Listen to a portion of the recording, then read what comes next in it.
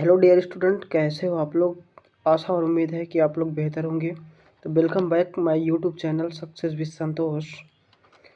तो आज जैसा कि आप लोगों ने अगले अदर वीडियो में जैसे देखा कि चैप्टर 1 चैप्टर 2 केमिस्ट्री का 1 शार्ट हो चुका है। तो आज चैप्टर से थर्ड केमिस्ट्री चैप्टर थर्ड का 1 शार्ट लेक्चर आ गया है।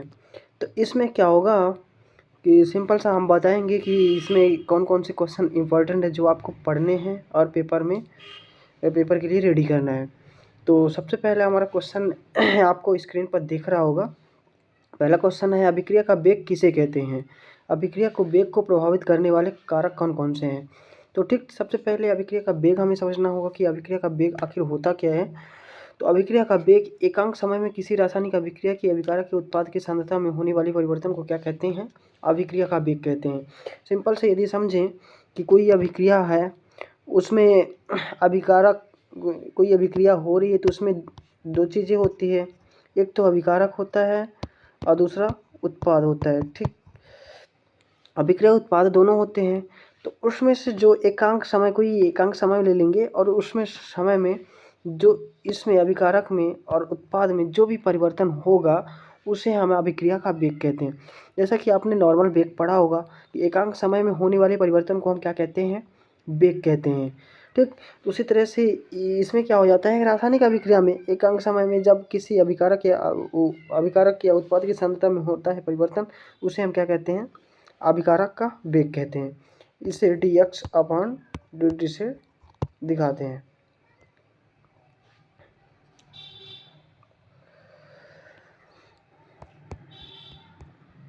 ठीक, अब आगे आता है क्वेश्चन की अभिक्रिया की वेग को प्रभावित करने वाले कारक। ये भी बहुत बार क्वेश्चन में आया हुआ है। तो अभिक्रिया के वेग को प्रभावित करने वाले कारक पहला है ताप। यदि ताप बढ़ाने पर अभिक्रिया का वेग बढ़ता है, यानी सिंपल सा लिखोगे कि अभिक्रिया का वेग ताप बढ़ाने पर बढ़ता है। उत्प्रेरक की उपस्थिति में अभिक्रिया का वेग बढ़ जाता है। अभिकारक की सांद्रता बढ़ाने पर अभिक्रिया का वेग बढ़ जाता है। दाब, चौथा है दाब बढ़ाने पर अभिक्रिया का वेग बढ़ जाता है। इन्हीं 4 पॉइंट आप याद कर लो और ऐसा कह देना कि ये करने पर अभिक्रिया का वेग बढ़ता है।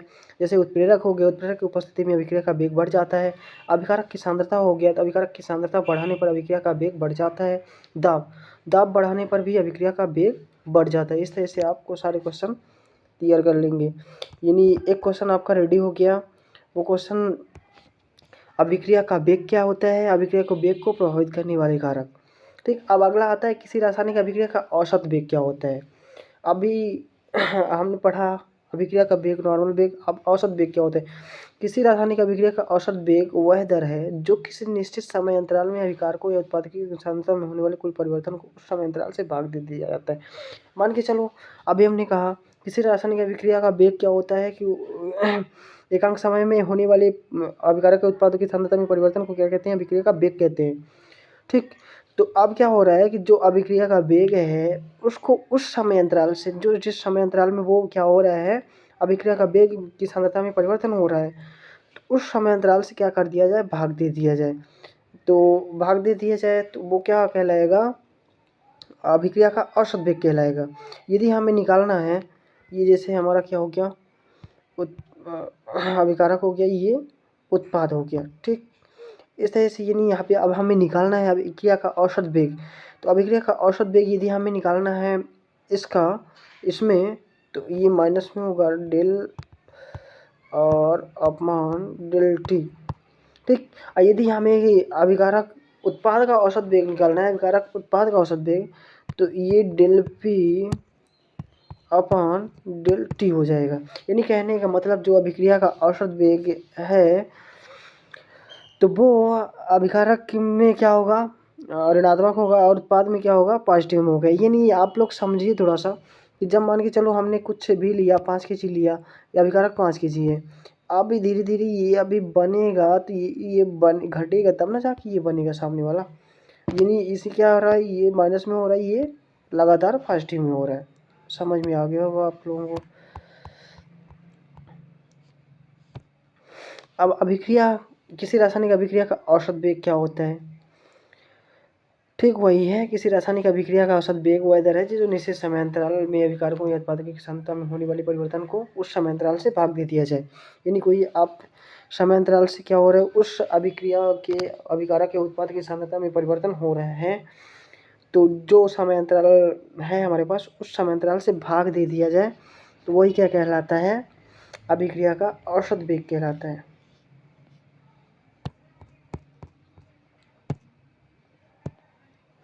अब ये BRIAMP क्वेश्चन इन 2 नंबर का क्वेश्चन है। अभिक्रिया की कोट किसे कहते हैं, उदाहरण से समझाइए। अभिक्रिया किसी रासायनिक अभिक्रिया में अभिकारक की सांद्रता की घातों के योग को अभिक्रिया की कोट कहते हैं। क्या कहता है, किसी रासायनिक अभिक्रिया में अभिकारक की सांद्रता की घातों के योग को अभिक्रिया की कोट कहते हैं। उत्पाद की सांद्रता की घातों के योग को नहीं, अभिकारक की सांद्रता की घातों के योग की। यदि जैसे मान के चलो यहाँ क्या है, XA प्लस बाई भी, ये इस बना रहा है, उत्पाद बना रहा है, ठीक, ये उत्पाद बना रहा है। अब ये कह रहा है कि किसी रासायनिक अभिक्रिया में अभिकारक की सांद्रता की घातों के योग को क्या कहते हैं, अभिक्रिया का वेग कहते हैं। अब ये अभिकारक हो गया हमारा, तो इनकी सांद्रता की घातों के योग, ये सांद्रता यहाँ कितना है, x प्लस बाई। यदि यहाँ हमें पूछे कोई अभिक्रिया के पास से एक रासायनिक समीकरण है और इससे हमें उत्पाद बना रहा है और इसमें कोई पूछे कि इसमें रासायनिक अभिक्रिया की कोट कितनी है, तो कोट ही बराबर हो जाएगा x प्लस बाई, ठीक। इस तरह से आप लोगों को समझ में आ गया होगा। जैसे इसमें दिया है हमारा रासायनिक समीकरण KAX, इधर दिया है B की पावर बाई, तो ये क्या हो जाएगा, कोट बराबर x प्लस बाई। यानी अभिकारक की सांद्रताओं की घातों के योग को हम क्या कहते हैं, अभिक्रिया की कोट कहते हैं। अब अभिक्रिया की आणविकता से क्या तात्पर्य है, उदाहरण से समझाइए। अभिक्रिया की आणविकता, किसी रासायनिक अभिक्रिया में भाग लेने वाले अभिकारक अणुओं की संख्या को अभिक्रिया की आणविकता कहते हैं। जैसे मान के चलो A plus B plus C बराबर, ये उत्पाद बना रहे हैं, ठीक, समझिएगा थोड़ा सा। ये अभिक्रिया की आणविकता, यदि कोई पूछे आपसे कि अभिक्रिया की आणविकता क्या होती है, तो किसी रासायनिक अभिक्रिया में भाग लेने वाले अभिकारक अणुओं की संख्या को अभिक्रिया की आणविकता कहते हैं। यानी इसमें कितने अभिक्रिया के अभिकारक के अणु भाग ले रहे हैं, 3 ले रहे हैं, ABC, तो इस अभिक्रिया की आणविकता कितनी हो जाएगी, 3 हो जाएगी, ठीक। तो समझिएगा इसमें अभिक्रिया की आणविकता और अभिक्रिया की कोट में अंतर थोड़ा सा है कि जिसमें अभिक्रिया की कोट उसे कहते हैं जो अभिकारक हैं उनकी उसमें उपस्थित सांद्रता कितनी हो, उस वो सांद्रता की घातों को योग को क्या कहते हैं, कोट कहते हैं। और अभिकारक कितने अणु भाग ले रहे हैं, उन अणुओं की संख्या के योग को हम क्या कहते हैं, अभिक्रिया की आणविकता कहते हैं, ठीक। जैसे यहाँ ABC मिलाकर के उत्पाद बना रहा था, यानी यहाँ देखो एक अणु भाग ले रहा है, ये दूसरा अणु भाग ले रहा है, इसलिए अभिक्रिया की आणविकता कितनी हो गई, 2 हो गई। अब ये क्वेश्चन बहुत बार पेपर में आया हुआ है, ये क्वेश्चन पेपर में आता है, तो सभी लोग रेडी करेंगे इसको। तो अभिक्रिया की कोट तथा आणविकता में अंतर लिखिए। यह प्रायोगिक मान है, यानी कोट क्या है, प्रायोगिक मान है। आणविकता क्या है, सैद्धांतिक मान है। दूसरा, यह पूर्णांक भिन्नात्मक तथा ऋणात्मक हो सकती है, और आणविकता में यह सदैव पूर्णांक संख्या होती है। तीसरा, यह शून्य हो सकती है, ये कभी शून्य नहीं हो सकती। चौथा, इसमें अभिक्रिया की क्रियाविधि की जानकारी मिलती है, इससे अभिक्रिया की क्रियाविधि की जानकारी नहीं मिलती है। यह उन अणुओं की संख्या है जिनकी सांद्रता परिवर्तित होती है, और इसमें लिखेंगे यह अभिकारक अणुओं की कुल संख्या होती है, ठीक। अभी जस्ट हमने बताया था कि ये क्या होता है, अभिक्रिया के अणु जो कभी शून्य नहीं होती, ये शून्य हो सकती है। ये क्या होता है, अभिकारक अणुओं की कुल संख्या होती है। जैसे हमने कहा ये अभिकारक अणु आपके पास 3 है, तो ये सब क्या है, अभिकारक की आणविकता है। इसमें अभिकारक के सांद्रता परिवर्तित होती है, इससे ये चेंज होते रहते हैं।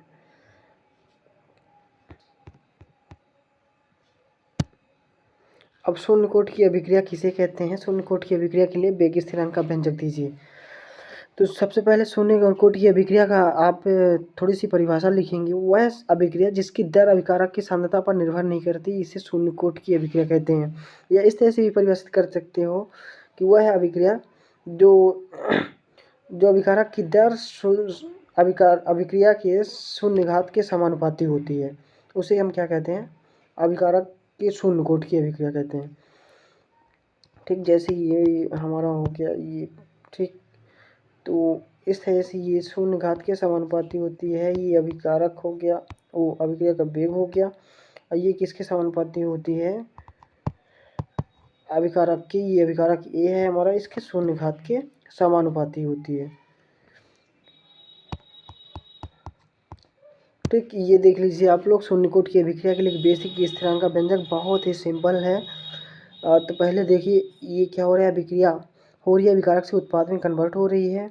अब शून्य कोटि की अभिक्रिया से dx/dt, यानी ये क्या है, अभी dx/dt, ये अभिक्रिया की शून्य कोटि की अभिक्रिया से ये क्या होता है, शून्य घात के समानुपाती होता है, अभी मैंने बताया। अब शून्य, ये समानुपाती का चिन्ह हटा तो क्या आ गया, dx/dt, यानी किसी की पावर, यदि a की पावर 0 है, ये किसी भी चीज़ की पावर 0 है, तो वहाँ क्या आ जाता है, 1 आ जाता है, तो यहाँ k इंटू डी आ गया, ठीक, k इंटू 1 आ गया। अब इस तरह से हम इस dx अपन ये dt इधर गया तो ये k dt बन गया समाकलन करने पर।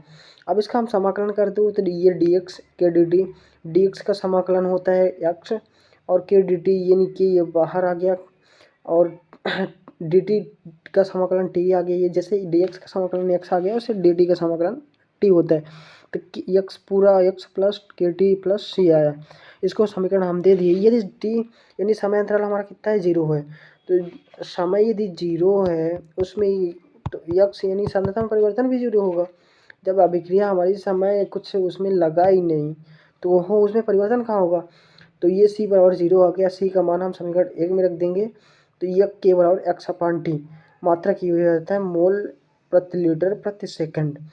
ये सिंपल सा है शून्य कोटि की अभिक्रिया के लिए वेग स्थिरांक का व्यंजक, लगा लीजिएगा 2-3 बार आप लोग। अब इसी तरह से प्रथम कोटि की अभिक्रिया का किसे कहते हैं, प्रथम कोटि की अभिक्रिया के लिए वेग स्थिरांक का व्यंजक निकालिए। तो प्रथम कोटि की अभिक्रिया क्या होती है, वह अभिक्रिया जिसमें अभिक्रिया की दर अभिकारक की सांद्रता के प्रथम घात के समानुपाती है, उससे अभिक्रिया की कोटि कहते हैं। जैसे मान के चलो इधर से ये बन रहा है, अभिकारक उत्पाद से में कन्वर्ट हो रहा है, तो ये dx/dt जो होगा, यानी अभिक्रिया का वेग वो किसके समानुपाती होगा, अभिकारक के प्रथम घात के समानुपाती। जैसे वो शून्य घात के समानुपाती होता था शून्य कोटि की अभिक्रिया, तो यहाँ क्या होगा, प्रथम घात के समानुपाती होगा। ठीक, याद कर लीजिएगा। इस तरह से अब ये आ गया प्रथम कोटि की अभिक्रिया के लिए वेग स्थिरांक का व्यंजक।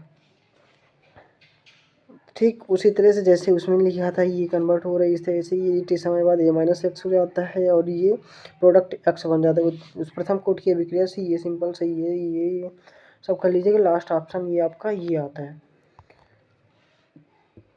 ठीक, याद कर लीजिएगा, यदि बोर्ड होता मैं इसको अच्छे से एक्सप्लेन करके समझाता, लेकिन फिर भी ज़्यादा कुछ नहीं है, समझ लीजिएगा आप लोग, यदि एक बार लगाएंगे कन्फर्म हो जाएगा। अब ये क्वेश्चन मोस्ट इम्पोर्टेंट है, अभिक्रिया का अर्ध आयुकाल किसे कहते हैं। प्रथम कोटि की अभिक्रिया के लिए अर्ध आयुकाल का व्यंजक लीजिए। अब देखो, एक पूर्ण समय अंतराल होता है, एक अर्ध आयुकाल, यानी किसी का मान के चलो अभिक्रिया हमारी संपन्न हो रही है। अभिक्रिया का अर्ध आयुकाल वह समय होता है जिसमें कोई पदार्थ अपनी प्रारंभिक मात्रा का आधा हो जाता है, इसे t½ या t50 से प्रदर्शित करते हैं। t½ बराबर 0.693 अपान के होता है। ठीक, यानी अभिक्रिया मान के चलिए 10 मिनट में संपन्न होने वाली होती है, वो 5 मिनट में जब संपन्न हो चुकी होती है, जितना उत्पाद उसमें बन चुका होता है, वो क्या कहलाती है, उस अभिक्रिया का अर्ध आयुकाल यानी आधा समय कहलाती है। ये सिंपल सा है प्रथम कोटि की अभिक्रिया के लिए अर्ध आयुकाल का व्यंजक। प्रथम कोटि की अभिक्रिया से ये प्रथम कोटि की अभिक्रिया है, a बराबर a-x/a2, मतलब हाफ सांद्रता है, t समय भी हाफ हो गया। तो अब इन सब चीज़ों को मैंने यहाँ रख दिए, इस तरह से ये हमारा ये निकल के आ गया। ठीक, बन जाएगा, आप लोगों से इसको भी लगा लीजिएगा। अब आर्हेनियस समीकरण किसे कहते हैं। आर्हेनियस नामक वैज्ञानिक ने समांगी गैसीय अभिक्रियाओं में ताप में परिवर्तन के कारण वेग स्थिरांक में होने वाले परिवर्तन को एक समीकरण द्वारा प्रदर्शित की थी, जिसे आर्हेनियस समीकरण कहते हैं। आर्हेनियस समीकरण k बराबर AE माइनस ई ए अपॉन आर टी, जहाँ के वेग स्थिरांक, ए आवृत्ति गुणांक, ई ए सक्रियण ऊर्जा, आर बराबर गैस नियतांक और टी बराबर ताप। ठीक, इस तरह से आर्यनीय समीकरण आप लोग बता देंगे के बराबर होता है ए माइनस के ई ए अपॉन आर टी। ये हमारा क्या है, आर्यनीय समीकरण है। अब आर्यनीय समीकरण का ये लघुगणकीय रूप है, तो आप लोग थोड़ा सा लगा लीजिएगा, एक दो बार इसको भी देख लीजिएगा, पेपर में कहीं आ सकता है। ठीक, तो यहाँ से हमारा वीडियो क्या होता है, ख़त्म होता है। यहाँ से इतने क्वेश्चन मतलब इस चैप्टर से आपको रेडी करके जाना है पेपर में। मिलते हैं अगला नेक्स्ट वीडियो में, तब तक के लिए थैंक यू। और यदि किसी को ज़रूरत हो केमिस्ट्री यानी इस तरह की नोट्स की, इस तरह से सरल भाषा से पढ़ने की, तो उनको भी शेयर कर दीजिए, ताकि उनकी भी थोड़ी सी बोर्ड एग्ज़ाम में हेल्प हो जाएगी, है ना। तो अभी आगे नेक्स्ट वीडियो में मिलते हैं, तब तक के लिए धन्यवाद।